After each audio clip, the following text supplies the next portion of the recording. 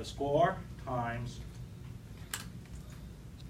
the percentage, press enter, and then I double click that, and then finally I just equal, or what do I sum, S-U-M, and just sum up the total, press return, enter.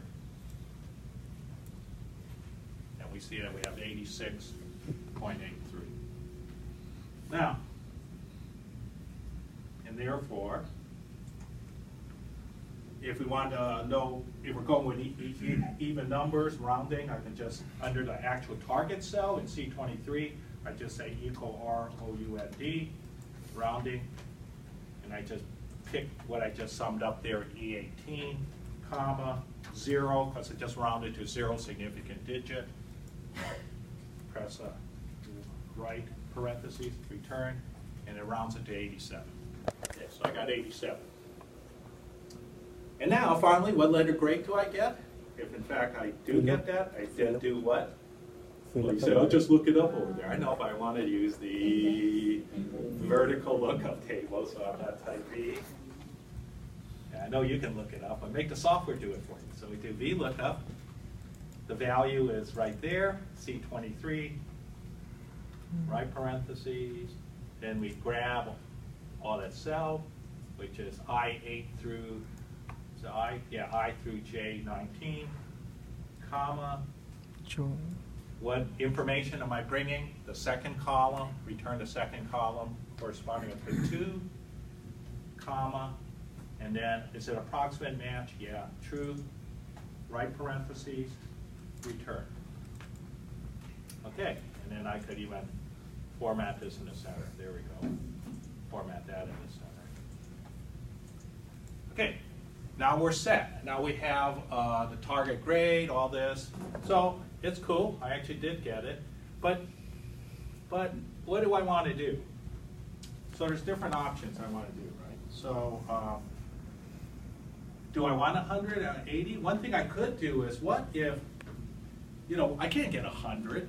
What's the minimum I should get in the next 2 exams, 1 and 2, for 2 and 3, to still get a B? That's a better way of asking that question, right? So how do I answer that question? So it's a constraint. I want these 2 cells to be equal.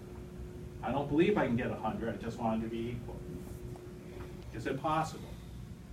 You say, well, let's see. So the answer then is, to get target is a B. Okay. All right. So what is a B? It's actually 82, right? So with that in mind, I go to solver. Solver. What's my objective? Right? I should have made that gray. I should color it gray, right? But for now, just pretend it's gray. And so I'm selecting 87. Now notice here, instead of max, I know you want to max it, but we're going to set the value to 82, right? And now we're going to set one more. What's my changing cells? These 2.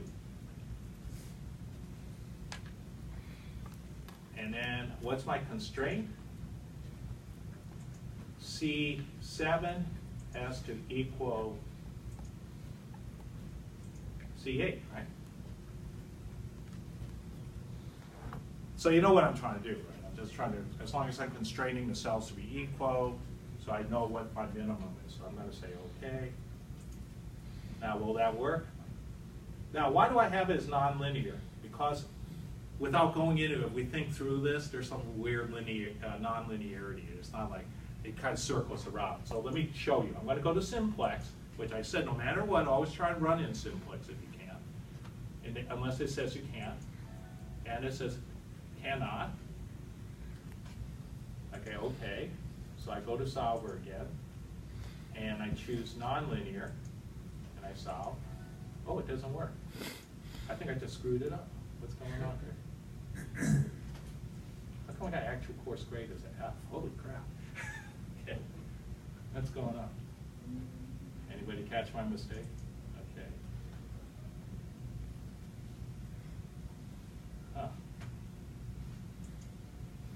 can't make it equal? Oh my God, there's no feasibility. Okay. No, there has to be. Okay, let me go again. And you see what mistake I'm doing here? Changing cells. Just set that equal. Oh, do we need to do an integer too? Is that what we usually do? All right, I got you. Let's see. Let me add one more. No, I don't care about the integer. Cancel that. What's wrong with this thing? C23, did I mess it up? Oh, I get it, because I used the rounding. Let me change C23. Instead of C23, let me select C8, E18. It doesn't like rounding. Rounding is not a linear thing. You should have told me. So, because rounding, jumps, right? It takes a number, boom, so it kind of messes it up. So this whole algorithm assumes there's some linearity, like this times this, so it kind of slowly add up. When you put in a number, you got some weird function, it kicks it up to a totally different number. It should leapfrogs, right? So I shouldn't have been doing that. Okay. Okay, now I'm going to go back to simplex. Now I'm going to solve. It still says, but this time it gives me a different error. And it says the linearity conditions, but at least it's not the rounding. So, okay, so one more time. Jesus, this better work. I'm going to go over to GRG nonlinear, solve it, and it finally gives me a solution. So, it says you got to get an 88.3. If you got 73, 83, and 71 on the, don't get 71 on the first exam is all I'm saying. You got to actually work really hard. So let's imagine that you do better, right? What's a more reasonable number you guys should all get for the first exam? 85? Okay, I'll give you 85. Okay, so now if I run solver again, everything's still set. That's better, that's more realistic. So if you get 85, then all you need is 81. Well, how come I went back to 8? I should have said okay. No. Solver.